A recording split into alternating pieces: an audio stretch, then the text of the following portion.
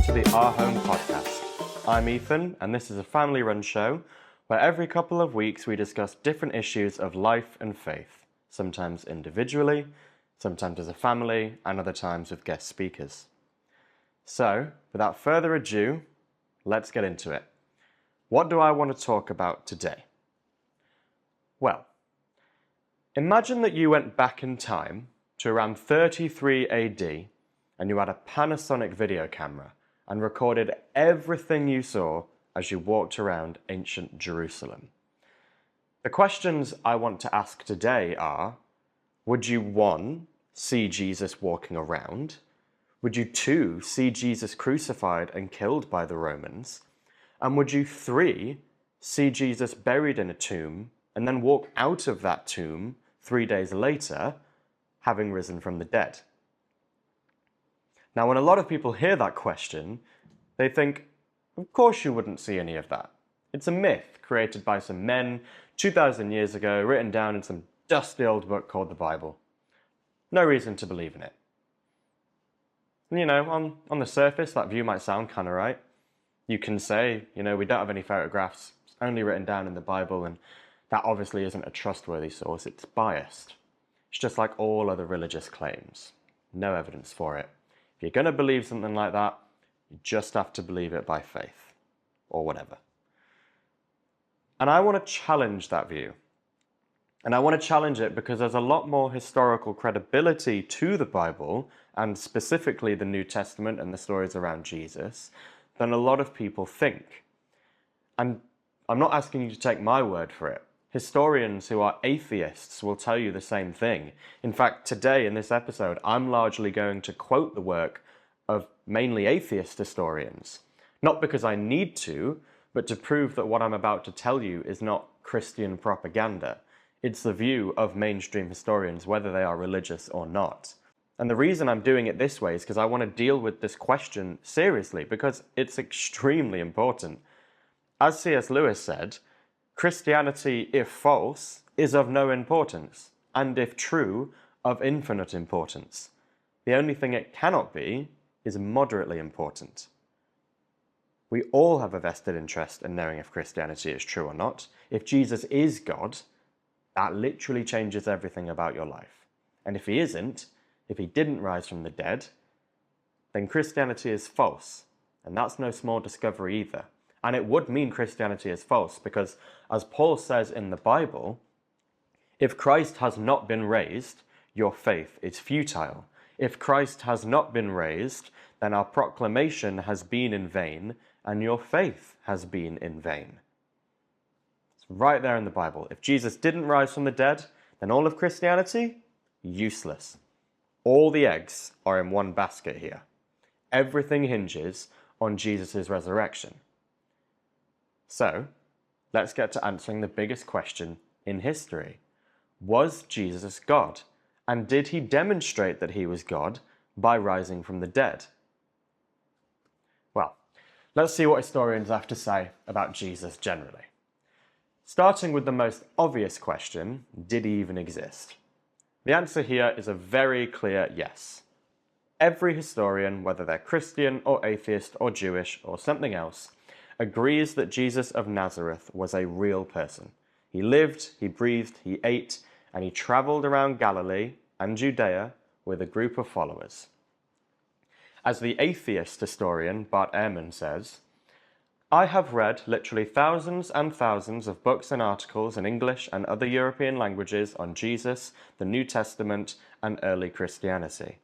Of the thousands of early Christianity scholars, none of them, to my knowledge, has any doubts that Jesus existed. Whatever else you may think about Jesus, he certainly did exist. This is the view of virtually every expert on the planet. And if that wasn't enough, Ehrman continues, saying, we have more evidence for Jesus than we have for almost anybody from his time period. Maurice Casey, who's another atheist scholar, says, this view, that Jesus didn't exist, is demonstrably false. It is fueled by a regrettable form of atheist prejudice. And finally, Graham Stanton, who was a Cambridge professor, said, Nearly all historians, whether Christian or not, accept that Jesus existed and that the Gospels contain plenty of valuable evidence. I could give countless more quotes saying the same thing, but you get the point. Jesus was absolutely a real person, and no historian doubts this. And that's the same story for the crucifixion as well. All historians believe Jesus was crucified by the Romans. J.D. Crossan, a scholar who does not believe Jesus is divine and who believes the New Testament is pretty unreliable, so he's definitely not in the favourable camp here if you're trying to make the case for the resurrection, but he says, there is not the slightest doubt about the fact of Jesus' crucifixion under Pontius Pilate.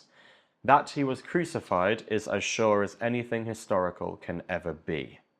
Again, Bart Ehrman, the atheist who I quoted a few moments ago, says, one of the most certain facts of history is that Jesus was crucified on orders of the Roman prefect of Judea under Pontius Pilate. Again, I could give countless more quotes, but I don't want to bore you. I want to move on to the more interesting question, the actual resurrection of Jesus.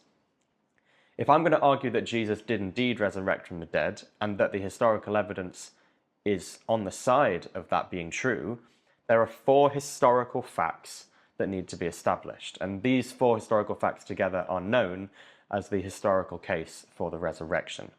So I'm going to go through these one at a time, go through each 4 facts, give you the evidence for why the vast majority of scholars believe all these 4 historical facts are correct, and then from that I will show you that the best explanation of those facts is that Jesus did indeed rise from the dead.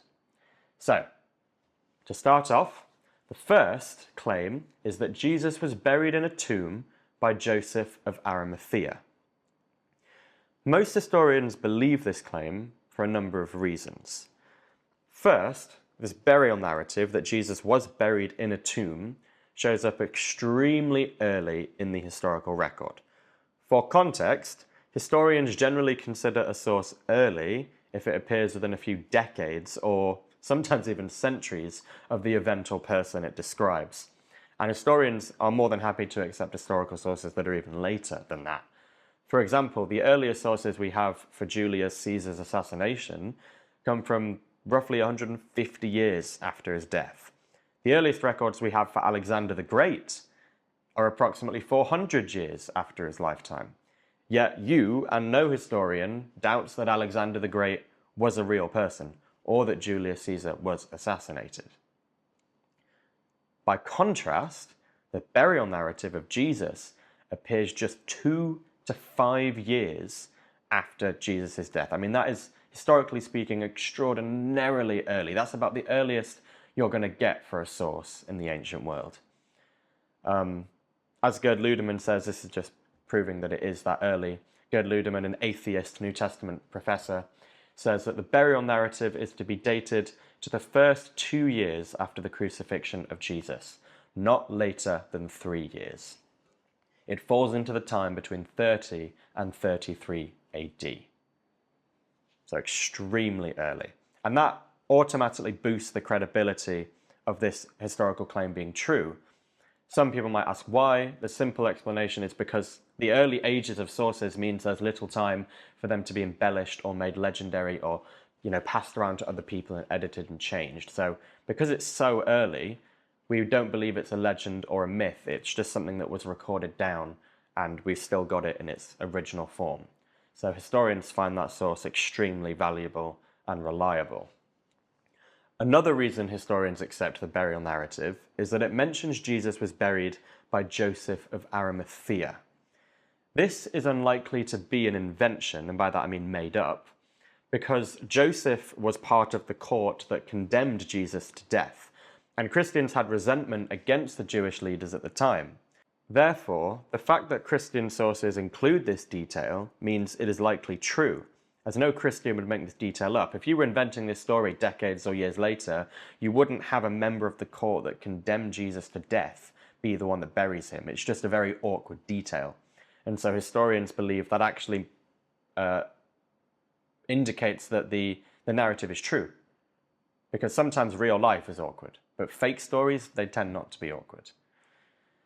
And the last reason that I'm going to give today, there's many more reasons, but the last reason here that historians believe in the burial narrative is that no other competing story exists. If Jesus' burial were fake, then we would expect to find either some historical trace of what actually happened to Jesus' body, or at least some competing legends. But all our sources are unanimous. Jesus was buried in a tomb.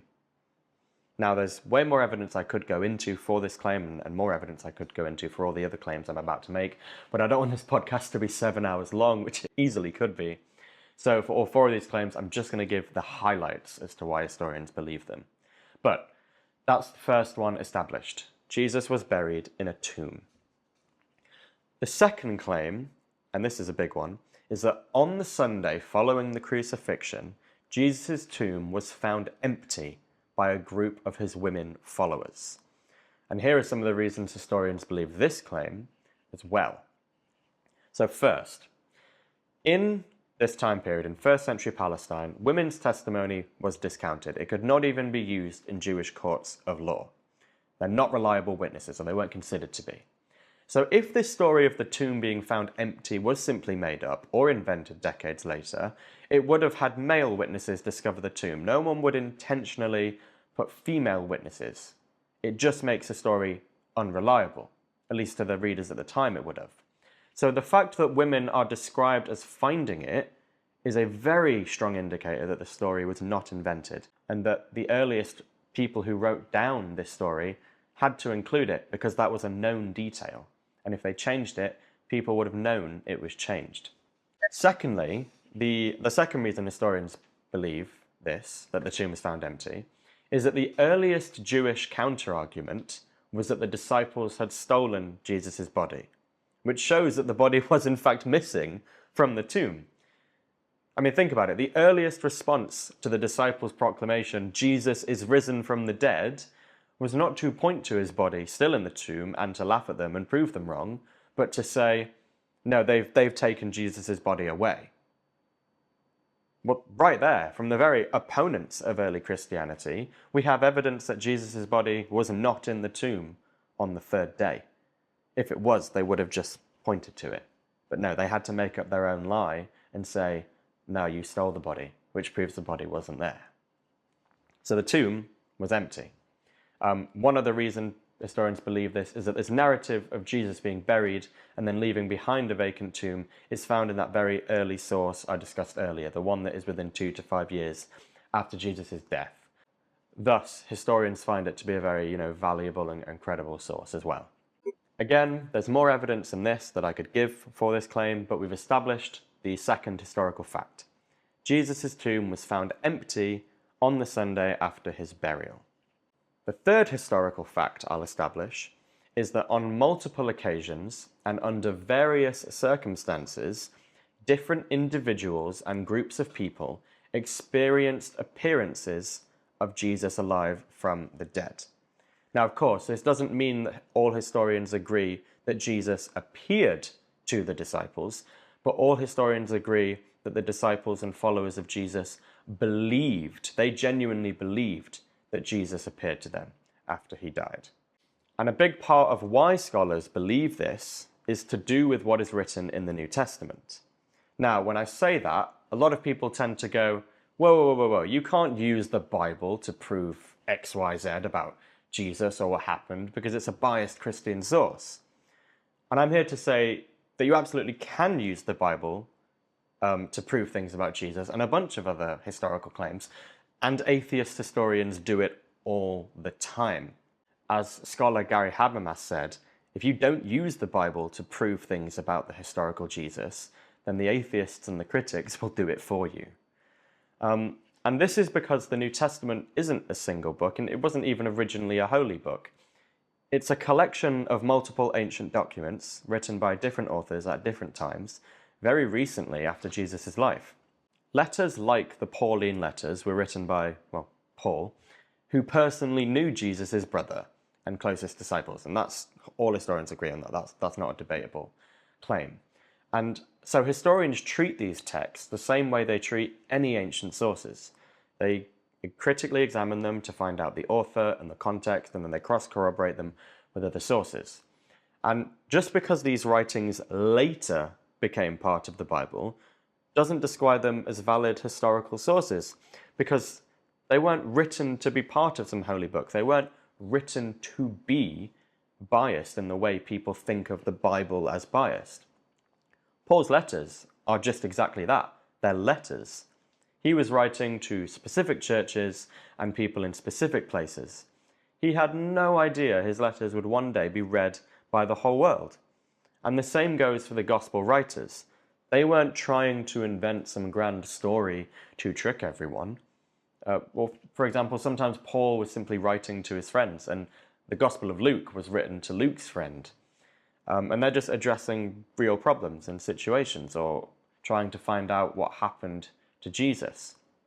So when historians look at these letters and see Paul making casual references to Jesus and other events, they actually find them quite credible. There's no reason to think Paul was making this stuff up. He was just communicating with people he knew. He wasn't crafting a hoax. He wasn't intending his letters to be read by the world. And furthermore on this point, if you were to discredit the New Testament documents, it would be like saying we can't use Roman historians to prove anything about Julius Caesar because Roman texts are biased towards Caesar. I mean, sure, they might be, but that's obviously not a fair reason to throw all the texts out. Even biased texts can provide valuable and accurate information. So, with all that out the way, let's see why historians believe different individuals and groups of people experienced appearances of Jesus alive from the dead. First, when we look at the reported resurrection appearances, one thing stands out. They come from multiple independent sources. And that's one of the strongest markers of credibility. For example, the appearance to Peter is reported independently by Luke and Paul, while the appearance to the 12 shows up in both Luke and John. We also see separate reports of appearances in Galilee from Mark, Matthew, and John, and the women at the tomb are both independently attested to in both Matthew and John. So there's a lot of independent references to these appearances of Jesus. Second, the resurrection appearances carry especially strong marks of authenticity. For example, take James, Jesus' own brother. The Gospels make it clear that neither James nor any of Jesus' brothers believed in him during his lifetime. And the early church would not invent embarrassing details like that. This is known as the criterion of embarrassment when evaluating historical sources. Basically, if a detail is embarrassing, it's unlikely to be made up, because people tend not to make up embarrassing details that would hurt themselves or their movement. And so if a story has embarrassing details, historians are more likely to take it as true. And in this case, the early church, when trying to establish that Jesus is the one true Messiah and that he is God, likely wouldn't invent the detail that Jesus' own brother, who lived with him for literally 3 decades, didn't believe that he was the Messiah or God. They just wouldn't make that up because it hurts their own movement, it hurts their own case. So, based on that, we can be pretty sure that James did not believe in Jesus during his lifetime. But we can also be sure about something else. After Jesus' death, James didn't just believe in Jesus. He became a leading figure in the Christian movement. He was considered an apostle and eventually took charge of the church in Jerusalem. In fact, James was even martyred for his faith in the late 60s AD. Now, I want you to think about this on a personal level. Most of us have brothers. And imagine that your brother had been telling you for 30 years that he was the Messiah, that he was God, and you didn't believe him, you thought he was just a bit nuts. What would it take to convince you that your brother is God and that he rose from the dead, to the point that you'd be willing to die for that belief, that you'd be willing to die for that claim, and that you'd proclaim it on the streets? To me, the most natural explanation is the one Paul himself gives. The risen Jesus appeared to James. I mean, what else would change James's mind? Didn't believe in him for 30 years, and then all of a sudden he did. Something crazy had to have happened there. And to me, only Jesus appearing to him after his death would seem to be the kind of event that would induce that change of mind.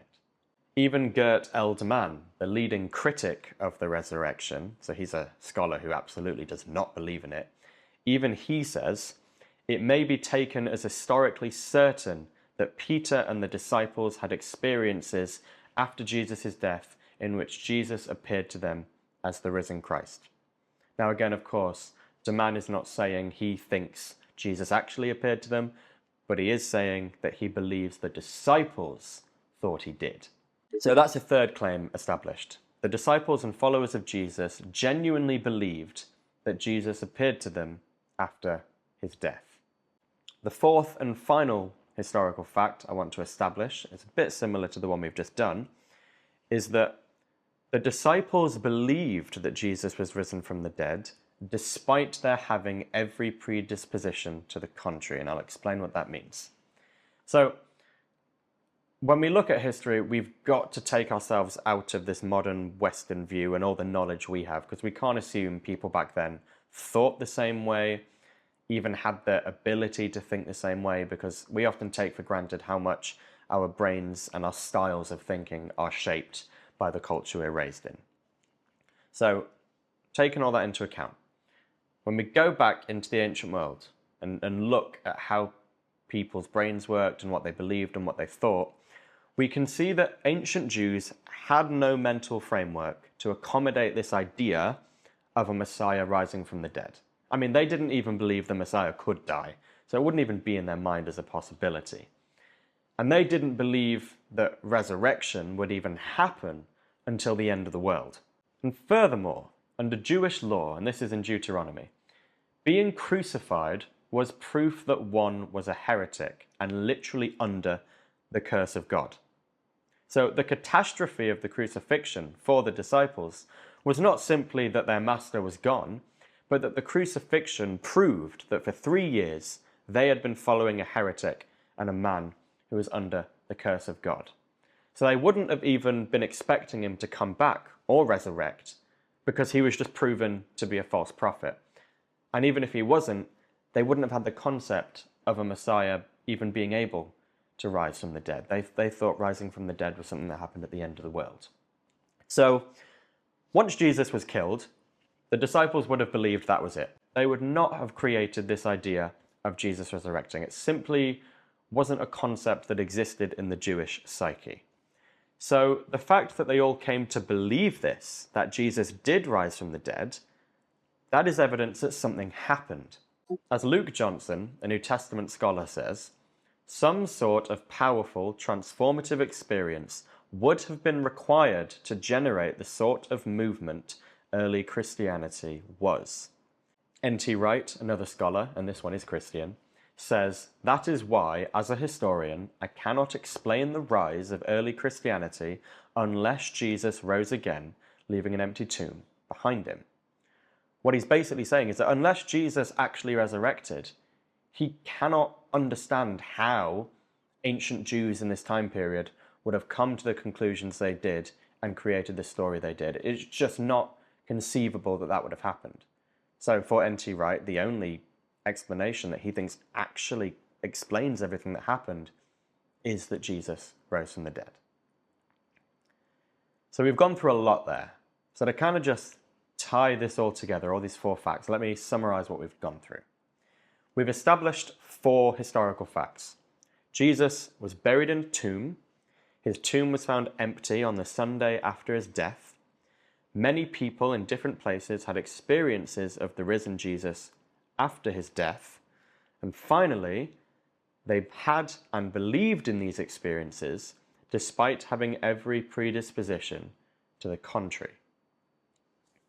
The main question now becomes, what explains these 4 facts? How can it be that Jesus was buried, but then his body was gone, and many people believed they saw him afterwards, despite having every predisposition to not believe in that? To me, the most obvious explanation is that Jesus rose from the dead. Not only does that explain the empty tomb, but it also explains the experiences many people had of Jesus after his death. He actually resurrected, left the tomb, and appeared to people. But I wouldn't be being fair if I didn't look at opposing theories. And that is what a lot of people have done for literally centuries. So, because people can't deny these four historical facts, it has led to decades and centuries of people coming up with other theories that can explain all four of these facts. I'll only give time to two of these theories, and I'm picking what I think are the strongest alternative theories to see if they actually hold up. The first is known as the hallucination theory. Basically, this theory says that the disciples and others hallucinated the risen Jesus due to grief and despair and the needing of hope. At first, this might sound very plausible, but it has huge issues. To begin with, any psychologist will tell you that there is no such thing as collective hallucinations, especially among different groups in different places at different times. Furthermore, even if we look past that, it would be, psychologically speaking, very strange for a first century Jew to hallucinate a risen Messiah, given all the reasons I gave earlier about how Jews don't believe in that kind of resurrection and how Jesus was disgraced and proven to be a heretic and all that. And also, hallucinations tend to fit into what one already believes, like at least theoretically. And so if a Jewish person in this time period couldn't even theoretically conceive of this, it's very unlikely they would hallucinate it. Another reason the hallucination theory doesn't work is that hallucinations tend to wear off over time. But Jesus' followers never changed their view. They were committed to the idea that Jesus resurrected and appeared to them, so much so that most of them died for that belief. And people don't die for things they doubt or things they know aren't true. And so this dedication they had for decades to believing that Jesus rose from the dead, hallucinations just don't explain that. Hallucinations tend not to lead to beliefs that are that strong, and they don't last for decades. And perhaps the final nail in the coffin for the hallucination theory is that it doesn't explain where Jesus' body went. We've established that Jesus was buried in a tomb, but the tomb was empty. Hallucinations can't explain where Jesus' body went. And this is where the second theory comes in. Jesus' body was stolen, either by the disciples or grave robbers. Now immediately we can discount the idea that the disciples stole Jesus' body. The thinking behind this concept is that they stole it so they could make up this narrative about the risen Messiah and save their reputations. Now, I'm not even going to rehash the idea that they couldn't have come up with the idea because it's not in the Jewish psyche, which is true. But more importantly, we must remember that so many Christians who claimed to see the risen Jesus died for that belief. And people don't die for something they know is a lie or that they made up. So that idea just doesn't work. The disciples wouldn't have stolen the body and then died defending that claim.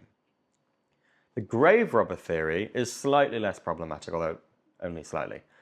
So, yes, grave robbing was a thing in this time period, but it's one thing to steal valuables from a tomb, it's another thing to take the body away, especially when you're trying to remain undetected and escape. That being said, I do want to be fair, stealing dead bodies did happen, but as William Lane Craig points out, such cases are from elsewhere in the Roman Empire. Examples of bodies being stolen are non-Jewish, they're non-Palestinian, and they're not contemporary, meaning they're not from the same time period as Jesus. In other words, the examples are irrelevant to Jesus. Craig Keener, another scholar, also believes that the concept of body theft is too distant from first century Jerusalem to be considered a viable possibility. So it's just incredibly unlikely that anyone would have stolen Jesus' body. But even if all that wasn't true, this grave robbing theory wouldn't explain why people believed they saw Jesus after his death. And that would include a lot of people who would not have been involved in stealing his body. And so the grave robbing theory, which is already unlikely, only works if the hallucination theory works, which would explain why people saw Jesus. But the hallucination theory also doesn't work. So there just doesn't seem to be an explanation that accounts for the four facts I've outlined, other than the idea that Jesus really rose from the dead. Jesus' resurrection seems to be the most likely explanation that fits into the four historical facts we've established. It explains Jesus' empty tomb and the visions his followers had after his death, despite their predispositions to the contrary. And so, if you did go back in time with your Panasonic video camera, I think there's very good reason to believe that you would indeed see Jesus walk out of that tomb on the Sunday after his death and subsequently appear to many of his followers at different times in different places. Now, as I've already said, people have tried for literally centuries to come up with alternative theories, from the grave robbing one to the hallucinations, to body doubles, to a planned, elaborate hoax. But none of them, one, hold up to scrutiny, or two, explain the four established historical facts around the crucifixion and early Christianity. The only explanation that makes sense is that Jesus rose from the dead. And when you look at the rapid growth of early Christianity, just how quickly it spread across the globe, you've got to ask yourself, what on earth happened to give people such passion, such strong belief in this idea that Jesus rose from the dead? The early growth of Christianity, historically speaking, is truly unprecedented.